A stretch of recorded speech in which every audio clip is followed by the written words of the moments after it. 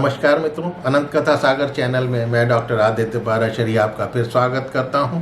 महाभारत कथाओं की श्रृंखला को आगे बढ़ाते हुए विराट पर्व की कथाएं चल रही हैं।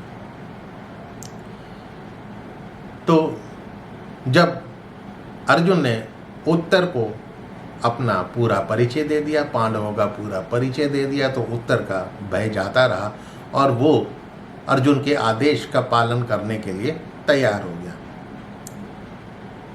और अर्जुन को स्वयं सामने पाकर जो है राजकुमार का भय तो बिल्कुल निकल चुका था।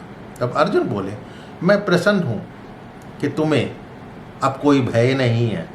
मैं तुम्हारे शत्रुओं को अभी मार भगाता हूँ।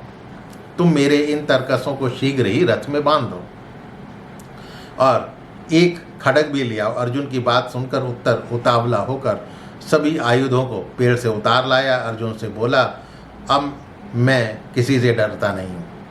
मैं जानता हूँ कि आप युद्ध भूमि में श्री कृष्ण और इंद्र के समान स्थिर रहने वाले हैं।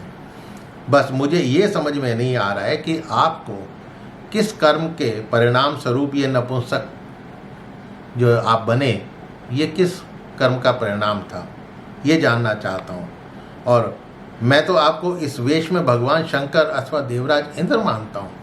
तब अर्जुन बोले कि उर्वशी के शाप से मुझे ये नपुंसक भाव प्राप्त हुआ है। मैं अपने बड़े भाई की आज्ञा से देवलोक गया था अस्त्र शस्त्रों की विद्या प्राप्त करने। वहाँ मैंने उर्वशी अप्सरा को देखा, तो मेरे वंश की मूल जननी होने के कारण मैं उसे अपलक नेत्रों से देखने लगा। वो रात को सोते समय मेरे पास रमण की इच्छा से आई, परंतु मैंने उसकी इच्छा पूर्ति ना करके माता के समान सत्कार किया। तब उसने कुपित होकर मुझे नपुंसक होने का श्राप दे दिया। इंद्र ने ये शाप सुनकर मुझसे कहा कि डरो मत, ये तुम्हारे लिए अज्ञातवास के समय उपकारमय होगा। मैं बड़े भाई की आज्ञा से इस 1 वर्ष तक उसी व्रत का पालन कर रहा था जो अब समाप्त हो गया है। मैं नपुंसक भाव के कष्ट से मुक्त हो चुका हूँ। उत्तर बोला, आपने मुझ पर अनुग्रह किया। ये सब बताकर ऐसे लक्षणों वाले नपुंसक नहीं होते। मेरे मन में जो शंका थी वो व्यर्थ नहीं थी। अब तो मुझे आपकी सहायता मिल गई है। मैं देवताओं का भी सामना कर सकता हूँ। जैसे भगवान वासुदेव के सारथी दारुक हैं, इंद्र का मातली हैं, मुझे भी आप अपना पूर्ण शिक्षित सारथी समझें। तब अर्जुन ने हाथों से अपनी चूड़ियाँ उतार दी, केशों को सफ़ेद वस्त्रों से बांध लिया, कवच धारण किया और पूर्व की ओर मुँह कर एकाग्रचित्त होकर रथ पे बैठ गए, सवार हो गए। फिर उन्होंने अपने सभी अस्त्रों का ध्यान किया।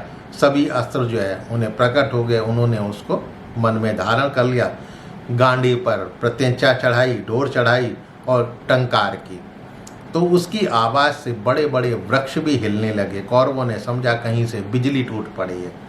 उत्तर ने प्रश्न किया अर्जुन से, आप अकेले पूरी सेना से कैसे युद्ध जीतेंगे?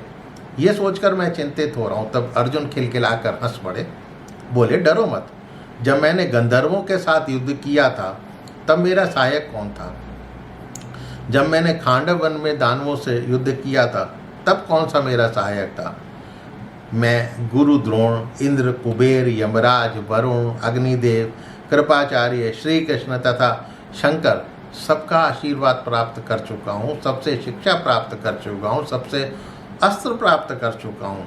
फिर मैं इन रतियों से युद्ध क्यों नहीं कर पाऊँगा? तुम ये सब मन से निकाल दो।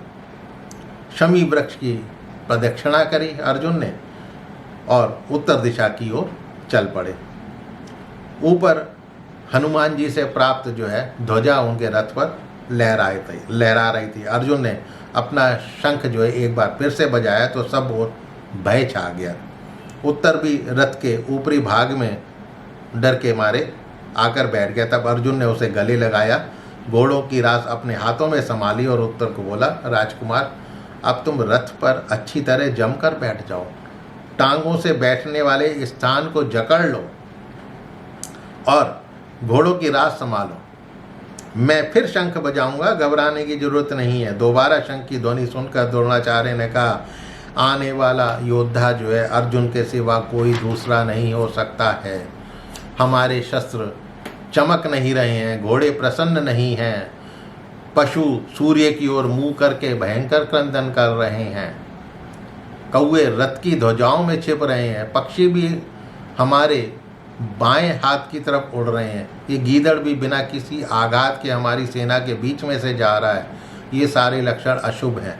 युद्ध के द्वारा क्षत्रियों का विनाश निकट दिखाई दे रहा है।